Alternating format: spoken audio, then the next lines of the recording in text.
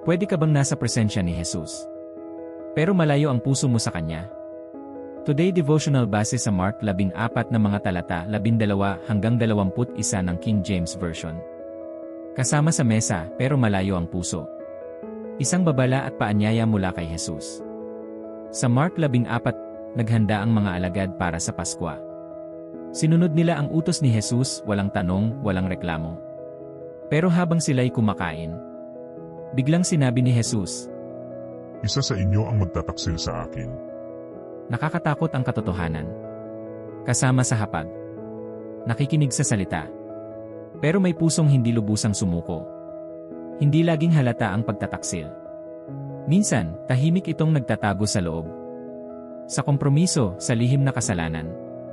Sa pusong ayaw magbago. Kaya bawat alagad ay nagtanong. Panginoon, ako ba? Hindi nagturo ng iba.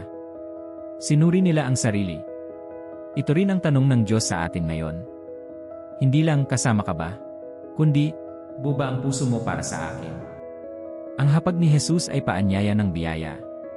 Pero hinihingi nito ang katapatan. Kung may bahagi ng puso mo na hindi pa isinusuko, ngayon ang tamang oras. Manalangin tayo. Panginoon Jesus, salamat sa iyong paanyaya sa iyong hapag. Siyasatin mo ang aking puso. Linisin mo ako sa anumang hindi ka naluluwalhati. Ayokong maging malapit lamang sa panlabas. Nais kong maging tapat sa iyo sa puso. Amen. Kung nakausap ng Diyos ang puso mo, I like, I share, at mag-comment. Lord, linisin mo ang aking puso.